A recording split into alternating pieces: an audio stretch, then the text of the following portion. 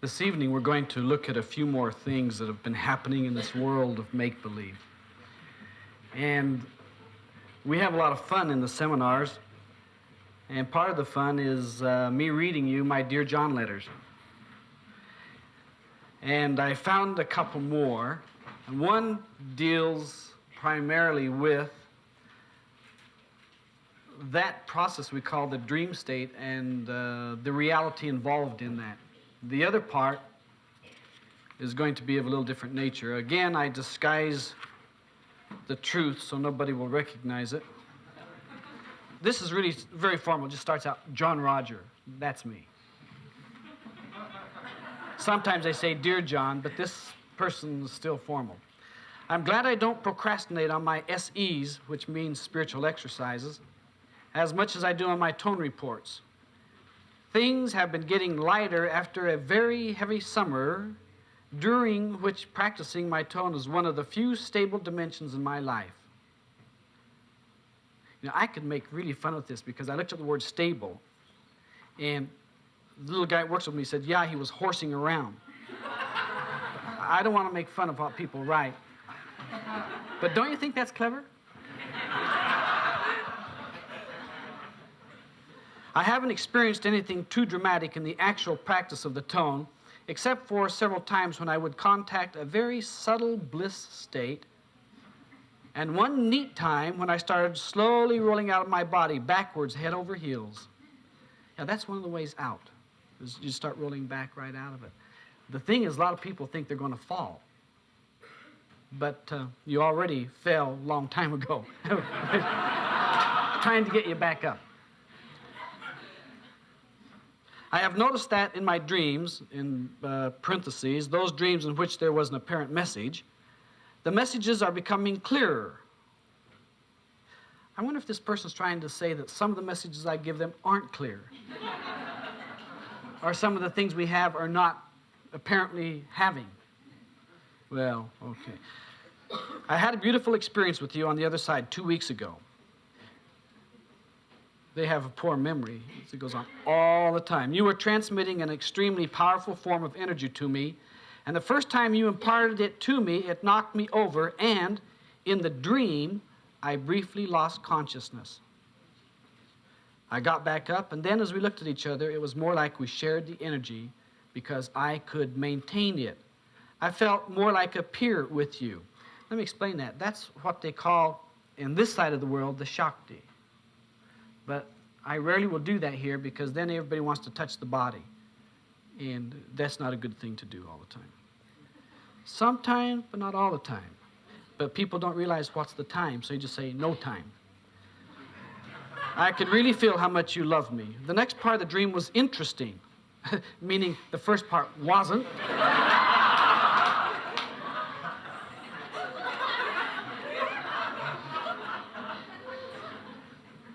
You challenged me to do some interesting things like sitting cross-legged upside down on the ceiling. My fear blocked me. You were explaining to me that the trick to it was in my perception of the space. That's really quite true. Last night I had a dream in which I was discussing something with someone, how I block myself by perceiving things as larger than they are, and certainly larger than me. I can really see how I block myself on many of the levels that are visible to me through this approach. It is interesting that the key seems to be one of perception rather than trying harder. Isn't that always been the message? Observe, watch, and it's easy. The process of working out things really seems speeded up. My shortcomings and weaknesses are becoming more and more visible to me. No doubt there's much more that is still submerged. I want to say, no doubt. As confusing and painful as this clearing and growth can be, I know that it is what I want if it is for my highest good. And if it isn't for your highest good, you still got to do it. It's for your lowest good. Well, you didn't expect everything to always be for your highest good, did you? I mean, you got a lower self. You got to have some good for the lowest good.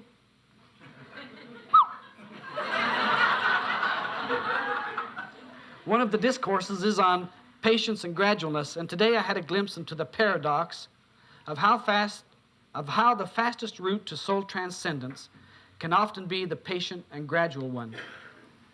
I find that as I take time to work with my basic self and to make myself financially solid, there is a foundation so that these other energies can be held and maintained.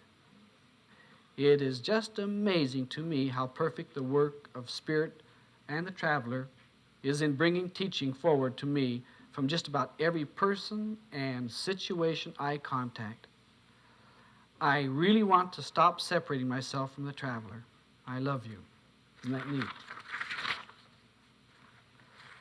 I think the interesting thing there is we forget that the traveler through Spirit is going to bring you all sorts of people in your life, not necessarily for you to teach, because the teacher's inside, but for you to learn from apparently being involved with them. I say apparently because who knows what that is when you're involved. It's a person's perception. I like this one because this deals with the basic self, and what I was using here on that first letter was what you call basic self energy. A lot of people blame the basic self for their problems, their difficulties. I'm fat, I'm thin, I'm old, I'm ugly, I'm this, I'm that. Where really the basic self brings some of the most fantastic joy and fun, right? Right. Basic self. All right, I'll do this other from the high self level, dealing with the basic self.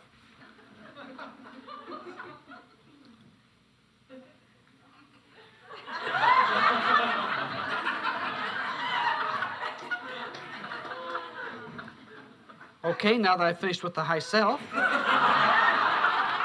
we'll do this from the conscious self. Well, the high self, you can't hear it.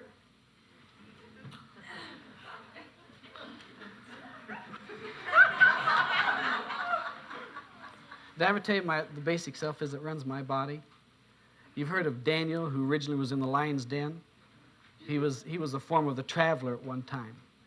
And so he gave that up to come back in to maintain the basic self position in this body, you know, as the master. And that's the same Daniel, because he's not afraid of lions, tigers. In fact, I asked him once, I said, Daniel, I said, what do you think is nicer than a lion in the cage? And he said, a lady lion in the cage.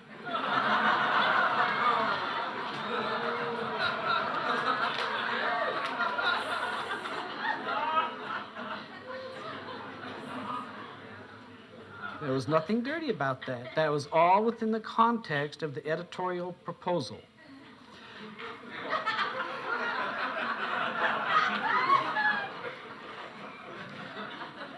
Okay, let's get down to serious facts now.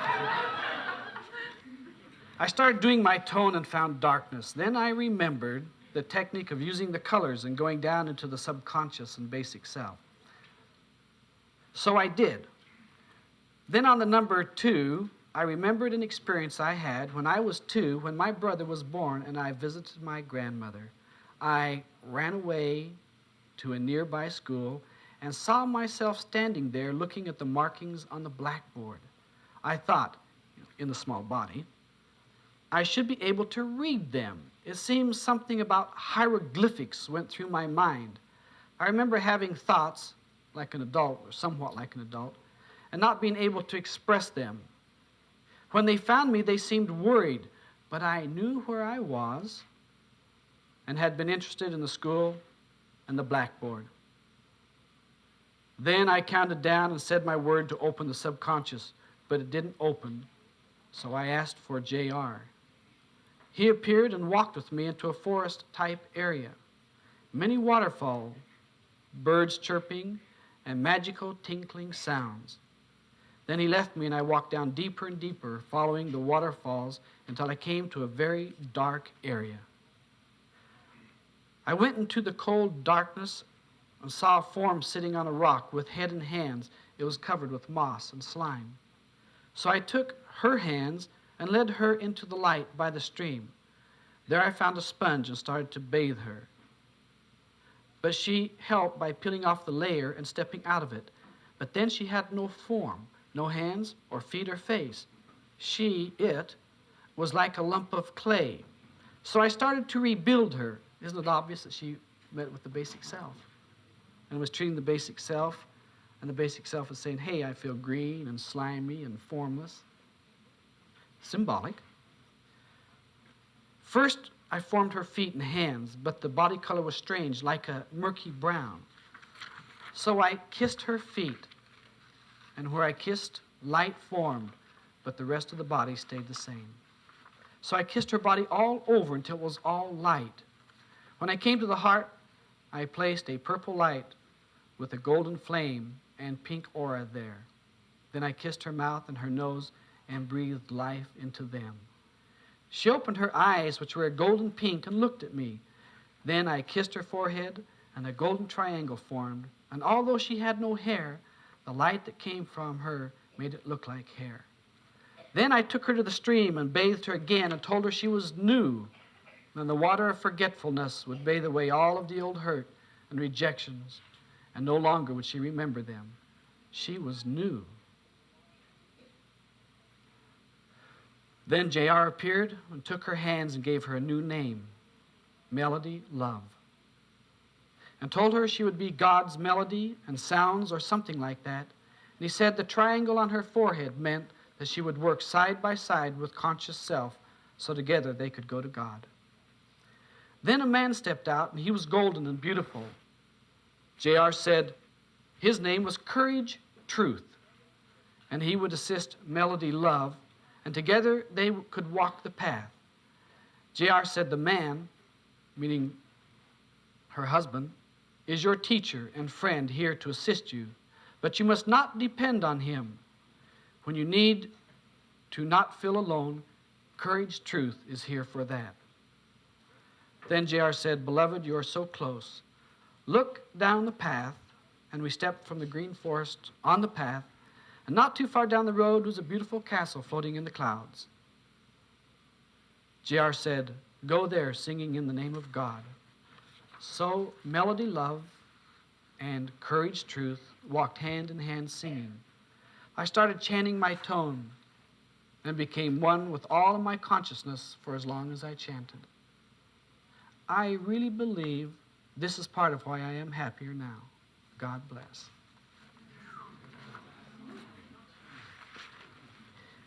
What does it say? It says, if you want to have transcendental experiences, you must commit yourself to do that.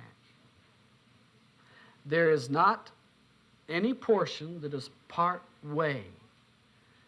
Everyone who has partially or part way committed, they receive partial and part way type of energy, but they don't recognize it. And at some point, after you have walked the path of error long enough, masquerading it as truth, you're going to overthrow it, and you'll get to walk in the garden of paradise or the Garden of Eden, as was described here. But the person didn't recognize that it was the Garden of Paradise. Now, all of those choices become inherently ours. But if I ever stress anything to you, believe this: you've got to commit yourself to yourself. If you don't, how can anything be given to you? What form do we use to give you anything? How do we approach you? What is it that we're going to work with? And when you stand up inside of yourself and you say, here, me, this is what you're working with, I am committing to it, I am working with it, that's a reality. You may say, well, what if it's not the soul? What if it's not the high self? What if it's not whatever it is? So, if you make believe or you mock up an illusion, how can we place truth inside of that? Because inside you say, that's not it. That's not the truth. That's not where it is. But even if you look at yourself physically and you say, that's all I know. This form, this is all I know. Work with this, you will at least have that confidence of that being it. Don't worry if that's all I'm going to work with. That's not even the point. But the point is, if you realize your own realization of what your body is, do you understand that? If you can realize it, we're going to work with that. If I say, well, I'll work with your beauty, you may say, well, some days I'm not too beautiful. Or if I say, I'll work with your love, you say, well, sometimes I really hate. So you won't be able to commit to that. But if I say, look, I'm going to work with you where I find you in your body, will you work with me there? You say, yeah, okay. And that's what I'm talking about. Yes, okay, right there. Ugly, beautiful, whatever, who cares?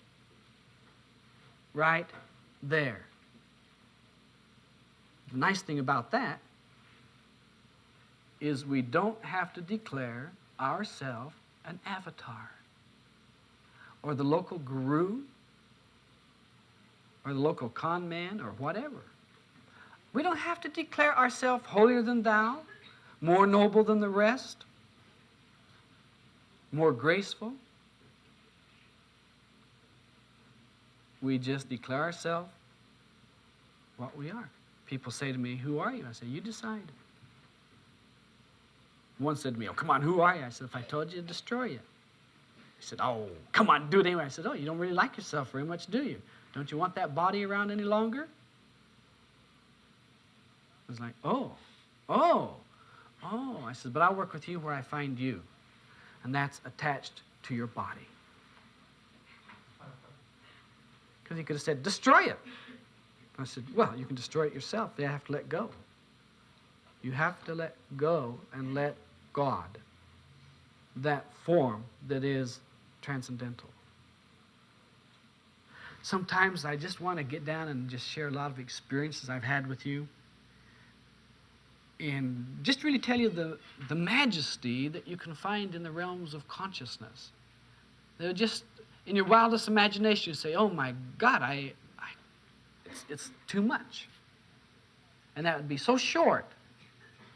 I mean, it'd be like hitting you around your ankles. It's so short when there's all the rest of it in all of its glory and all of its beauty. But I found out something a long time ago. If I share too much too soon, you judge yourself in error. So, who I am is wherever you are, and who I am is whatever you see. When you release the dilemma that you dwell in, and you confront yourself wherever you find yourself, then you will see me more clearly each time. Because I'll reflect back to you your falderall until you can't stand it. It becomes amazing to a lot of people that when I speak to them, I speak right into that heart that resides someplace inside of them. And often it resides in that process of the mind where they say, yeah, I was just discussing that today, or hey, I'm just going through that, or something of a similar nature. But it's not hidden, it's not secretive. It's open information because you are what you are. I've had opportunity to work with people who come from so many different stratas of life. They have so many different points of view. They have so many different levels of experience. And I recently ran into one that was really quite blissful to me. And I'd like to share it with you because even in life when we think something is lost, something is gone, it isn't. Many years ago, and this would be clear back in the 50s someplace, and that was prior to, how do I say this and make it sound sense? That was prior to me coming into the form physically to speak to it, okay? That was when Roger was here all by himself.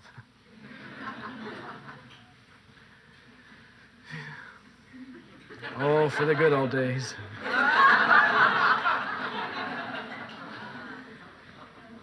You know, I could do it and say, but I didn't know any better. And I do it and I say, yeah, I know better, but I did it anyway. Of course, it's nice then because you're free. regardless of what it looks like, you're free. And I'm talking about spiritually. I'm not talking about any laws of the land, because who's free on this level? Only by attitude. But I've had a very, very dear friend who was wanting to work for me. And I'll just give you a name. His name was Jerry. Okay? Jerry was a young person, about 16, 17, 18, in that area. And I was managing a store. And he needed work. And there was no work. So he said, well, then would you come home and have dinner with us? And I said, who's the us? He says, my mother and my brother. I said, love to. They were Italian. And I was really into spaghetti and meatballs. So it was like, that was the hook, the line, and of course I took it. The little brother was Mongoloid. The mother was on what you might call food stamps. At that time, it was called something else. And Jerry said, I need the work because my little brother has problems. I said, your little brother's problems are going to be over before too long. And he says, oh boy, it's going to be so good. And I don't know why I said that, because I wasn't dealing in anything prophetic. I mean, it was like, I'll help you. On whatever level I can help, wherever I can find it, I'm going to help you. I wasn't that much wealthier than the next person on the street, but I did have a job, and money was going to come in every week. And the mother was one of these women where you'd say, that's the type of girl I like to take home to show my dad. She was the type of woman like that. So I was really feeling really blessed to think, God, such a beautiful family. And Jerry's little brother died in about 2 months in his sleep. So his problem was over real fast. Then I was going to hire Jerry. I was going to have him work for me. And he had another friend, and they were a little on the wild side, would be saying it a little mildly. At that time, it wasn't the drug culture we were dealing with. We were dealing with fast driving, which is nothing nowadays. Drinking too many beers, smoking one too many cigarettes, trying to keep the smell off you so nobody would know you had been smoking. Cardinal sins. And vacation time was coming, and this was like, the person was going to be like a senior in high school, and Christmas was coming up, and I said, after the Christmas holidays, then you can go to work for me. I'm going to create a job for you. I'm going to have to find some way to set aside some funds, but give me some time. And in the meantime, Jerry and a friend of his went out one night and drove real fast and hit a road that was really icy and slick, and they rolled over, and it just pulverized Jerry. Jerry was so dead that it was beyond a miserable thing. It was like, thank God he's dead. Because there was no way that he was going to be able to live in that body. Of course, here I had set up these whole things, and I was involved with the family, and I went to see his mother, and she said, I don't know how I'm going to live without my boys, and I said, I don't think you'll have to.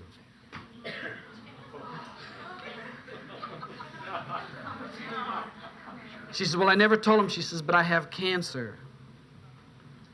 And I said, oh, well, is there anything I can do to help you? She said, if somebody can just make sure that after all this is over, that I'm buried and that everything's taken care of. And I said, yeah, I'll do that. It was really the first time, I suppose, I ministered from me, just as an emotional slob.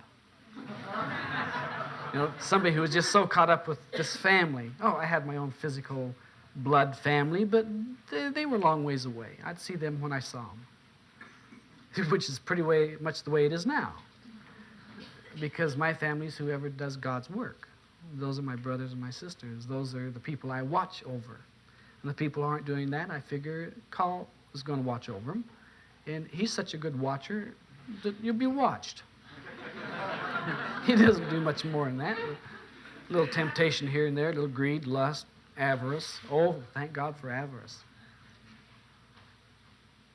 Well, some of you that experience it, you're going to know what I'm talking about.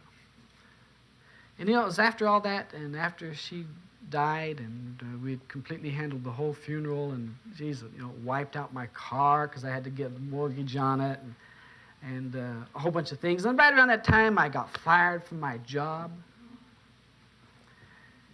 And it was fun, though, because, it was one of those type of jobs where you dream about it. You think, I don't want to go tomorrow. I don't want to go tomorrow. I don't want to go tomorrow. I don't want to go tomorrow.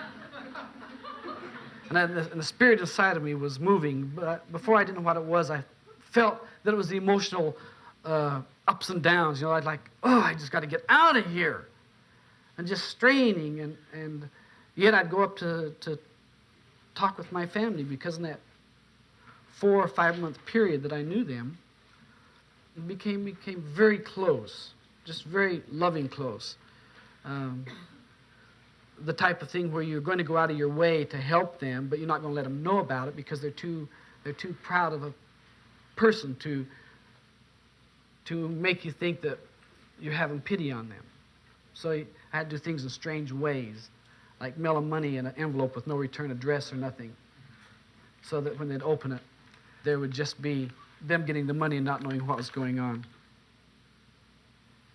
It's funny because, I prayed for those people, and I often thought, God, I wish they were back again so I could really help them.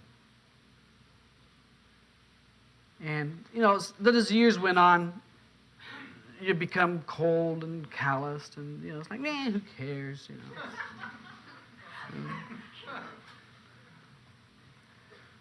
And lo and behold, I was driving up a street just a short time back. In fact, it was a week ago tonight, and it was just about this time of night. And I had 2 very profound experiences. One I won't tell you about because it deals with forms of initiation. But the other one is I ran into Jerry. And he's interesting because he was born about 2 or 3 years later, back in a physical body, back down in this area, and was born just about the time I felt this tremendous pull to come to the area for me to be born again, and run into the person, and just total shock because the body's different, but the eyes were the same.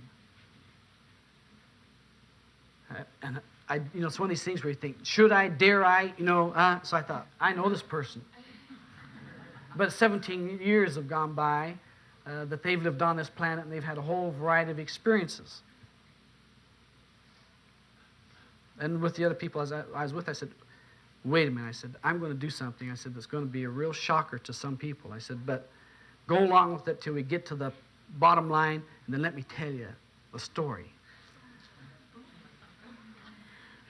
So I walked over to this person who was standing with a group of people. I said, is your name Jerry? He said, yes. What do you want? I said, is your name Jerry? And I proceeded, he said, yeah. And he turned around and looked at me like, and who are you? I just looked at him and I said, God, your eyes haven't changed a bit. And he looked at me and said, yours has.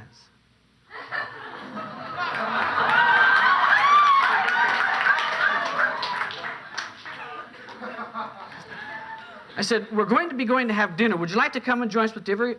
And he said, yeah. I told his friend, he says, I'll see you guys later. He says, I got an old friend here I haven't seen in a long, long time. Isn't that remarkable? You've read about it in books? Folks, it happens. Once, maybe, but once is enough. Believe me, once is enough. I don't like to do this. Because, as much as you know about the person, as much as you think they know about you, there's something that you don't know if they know that you know. You understand that dilemma?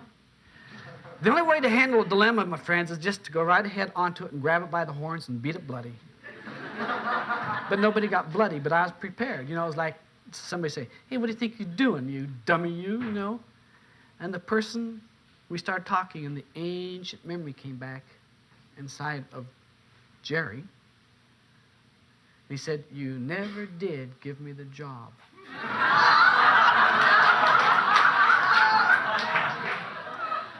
I said, you blew the job. You didn't show up for work.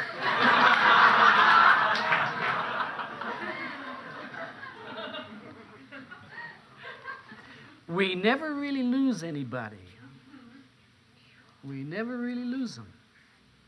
You know, and it's funny, too, because I'm more attached now to the person prior to this 17-year span looking back than I ever was then. I mean, the memory is much nicer than the hassle that the kid gave me. You know, every day in my store, will you hire me? Will you give me a job? It's like, get out of here. I told you yesterday, don't bother me. You know, I told you. And after all these months, finally, you know, I knew him so well I could be invited home to dinner. You know, even though it was on a bunch of no. We have to realize that if we pray for things in this world, we're going to get them even if we have to come back to do it. Don't pray to have anything returned to you in this world. You understand that? Don't pray to have money restored to you, a car, a house, furniture, health, wealth, or nothing. There is nothing in this world that's worthwhile to have to come back to it. Well, you might say, what was interesting is that same night I run into another person who, a strange, marvelous thing, had their astral, causal, and mental initiation from the traveler in 3 past incarnations. And this is their 4th one, and almost pulled me down off the street in my car, you know, and almost waylaid me to get their 4th initiation. Well, now that happens, you know, when an initiate does it, but not an old friend like that. The initiates are always returned to the traveler, and the traveler always returns them to God. So we're always returned to that form that we always have been, that we always will be. And we don't have to be concerned about the process of soul involvement and the entity possessions or digressions or anything of that nature. There's only one thing, honest to God, that we have to remember, and that's the traveler who resides in your heart. When you have that, and you maintain that, you are in grace. I forget a lot of things. I forget people's names and where they come from and where they're going, but I never forget that I'm the traveler consciousness functioning on this level here. Never can forget that. It's like somebody's always got that in front of my eyes. No matter where I look, that's what I see. So often when I look at people, I don't see you physically. I only see this thing that is God. Always this thing. And when you have that difficulty, I think, oh, why could you have a difficulty, God? You're doing it. And I think, oh, yes, God is doing it. But that part that they're connected to, that they have identified with, that is their process of life, is separated and in agony and in pain and in despair.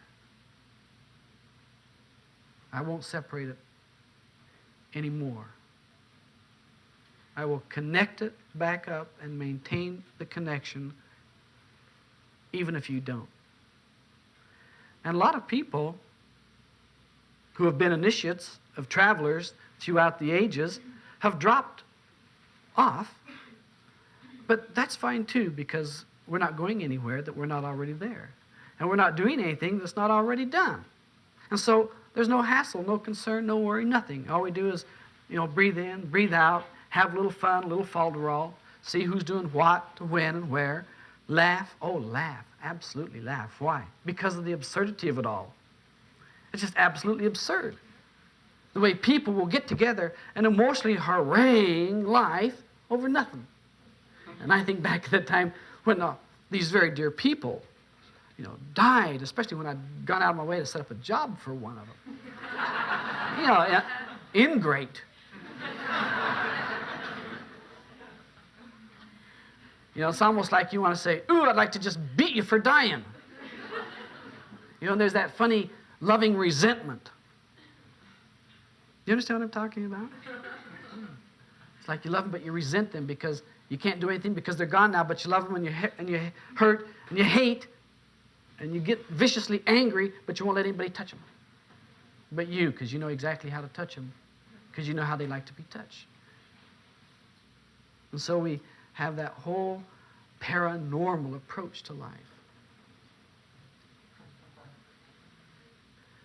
Well, you're probably saying, well, am I going to give a job to this person? Are you kidding? That's the last life. I'm not bound by any bargain made before. No way. I'm not bound to any bargain I made with you yesterday because I don't bargain with you. If you're there, we travel. If you're not, see you tomorrow. If you're there, fine. If you're not, see you the next day. This has been going on now for millenniums, eons. Do you understand what an eon is? It's nothing. An eon is no time element. We're in 20,000 million eons right now. We're nothing. There's no way to reckon or to deal with it. There's no way you can handle it. There's no way you can do anything with it except breathe in and breathe out and find the ridiculousness of it and worship that. And go through it just laughing about the whole situation. But then somebody comes and bashes you on the head, and it's like, oh, you hit my head. And you're immediately separated from God. You just hit God's head. Now they're going to throw you in jail. The loony bin. And they're going to shock God right out of your consciousness. And you're going to learn not to say those words. You're going to learn to say the correct, appropriate words for this the correct, appropriate time. And if you don't, we're going to hit you in the head. Sometimes you just get hit emotionally, sometimes mentally, sometimes verbally, sometimes financially. Once in a while, educationally. They're going to teach you something. Rare.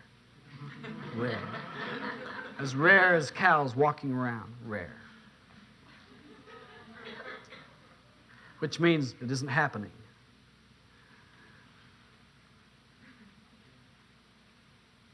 The divine presence is exactly that thing that is present everywhere. And I could take you to a radical point of view and tell you that there really is no soul. There really is only this presence that is omnipotent, omnipresent at all times.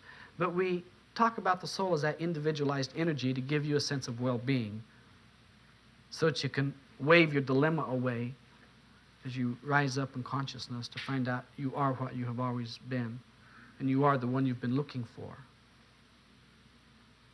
And so you go out there and all these beautiful faces attempting to find you, and all they do is die on you. Isn't it a paradox? And when they die, that dying is such a terrible feeling. Not because of them, because of you inside, where it's like, oh, God, I'll never see him again. They're being ripped from me. No, they're not. The way you're praying, you're going to see him again the next time around. It really should be out of sight, out of mind. It's like, okay, but what about my heart? You mean your emotions? Yeah, well, emotions are that funny yo-yo we get to play with here. I like them, though. Because without emotions, how can you have the humor? How can you laugh? How can you see the ridiculousness of your own folly in the presumption that you're so great when you already are all that? Ridiculously great. And it's ridiculous because you like to think you are, and that thinking delays you, betrays you, moves you away from it, from that you already are.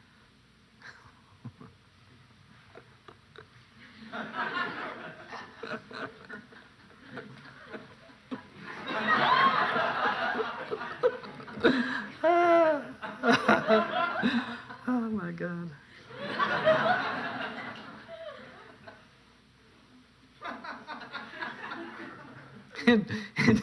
And people are praying for Jesus to come back to all this. That's ridiculous. I can't figure why anybody would want to bind somebody to this. And the call power is fighting full blood to keep it going. And I just sit back and think, why are you doing all those things? Well, everybody has to feel important. Everybody has to feel like they're numero uno. when they're really just number 2. They must try harder. There's nothing hidden from the mind of the traveler because you don't have a mind. Neither does a traveler.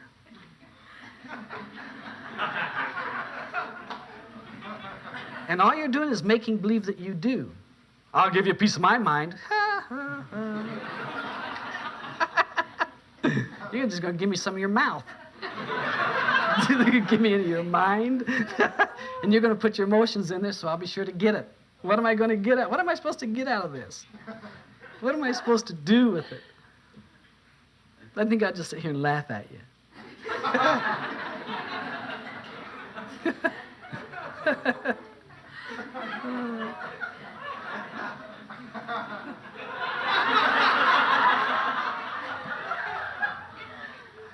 So, dear Gerald, what am I doing that blocks my next initiation?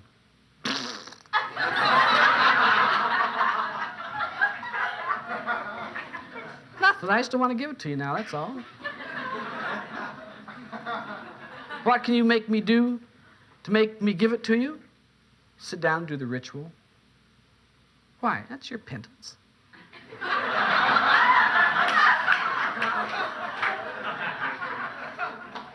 Not for the part of you that knows. That part's already there. I'm talking about this part of you that's guilty all the time and feels so bad about not doing it and messing up. It's being punished, so I make you do your penance. And all the time I just love you and joke with you and laugh with you and say, isn't this fun? And then people are going to get really concerned if you got little knocky knees or surfer sores or something on you. Or if you're going a little bald-headed. They just come here forward. Well, Caesar did it, or was that Marlon Brando?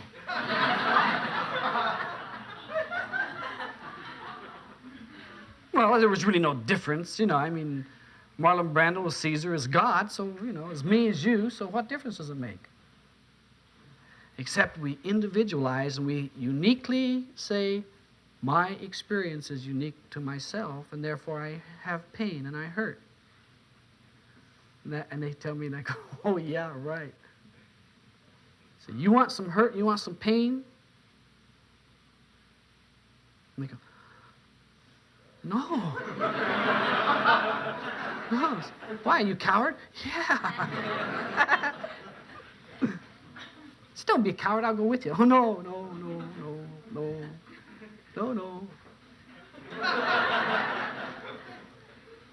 So, but your pain will awaken you to the next level to let you know this isn't it. You say, that's okay.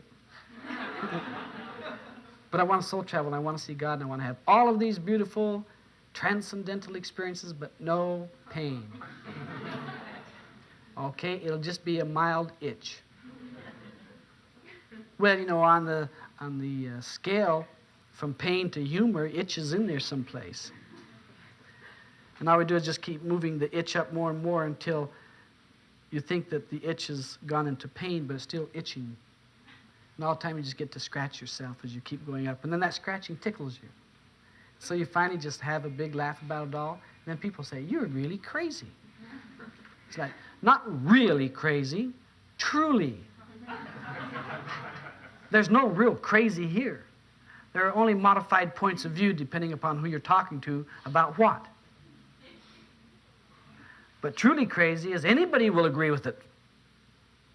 Anybody will say, you're out of your mind. You say, and out of my body, and out of my emotions, and away from this level, and you can have it. People really don't want it. Look at the trouble this planet is in. I mean, these people are just pouring water down the drain like you think it's a resource that'll never end. In fact, one rich family emptied their pool so their boy could have a skateboarding party, and the next day they filled it back up with water, and they're having a water shortage in the area. Well, people wanted to lynch them. What did I do when I read it? I started laughing. I thought, look at the ridiculousness of this. The rich can afford it. And the poor, they got to do without. It's always been that way. But what separates them? What makes the difference? There is no difference. There's only the perception. The perception. You know, the prison walls don't really keep the prisoners in. They keep the public out. And every time you set yourself aside as a holier-than-thou one, you've kept God out. Because God is that great amorphous mass that is formless and takes all forms.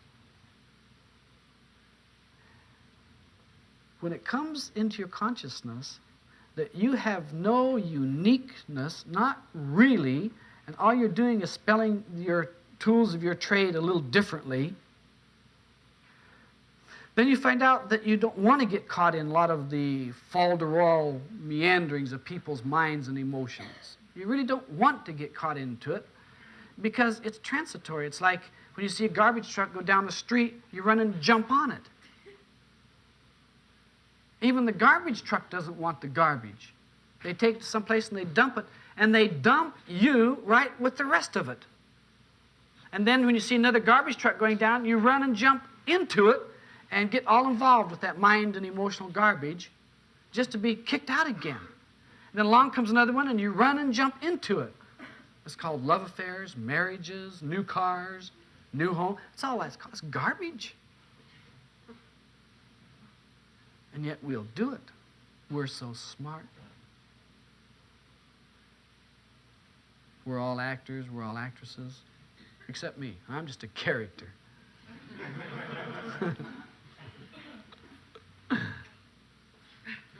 I imagine one day some dude's going to come along and say, let's write something about that movement of spiritual inner awareness, and we're going to do a movie script on it, and I'd like to see who they're going to get to play my role.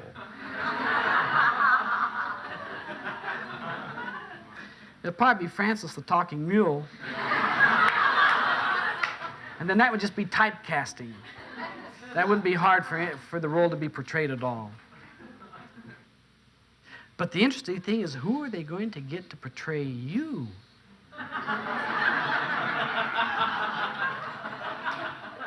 I mean, you're so multifaceted, and you can do so many things so badly. I mean, so well. How are they going to find somebody who can be so brilliantly stupid? And I said, mine will be easy, very easy. But what you see is what you get. There's nothing hidden. But you hide all the time. You hide behind your mind, your emotions, your sex, your money. In fact, men, we could strike a real blow for women's liberation right now. All you have to do is just leave your wife. Then she's liberated. See, it doesn't work, does it? No real great volumes of humor like, yeah.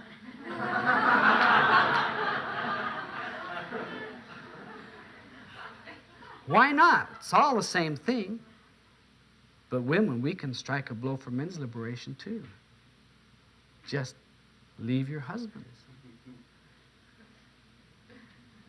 Less humor.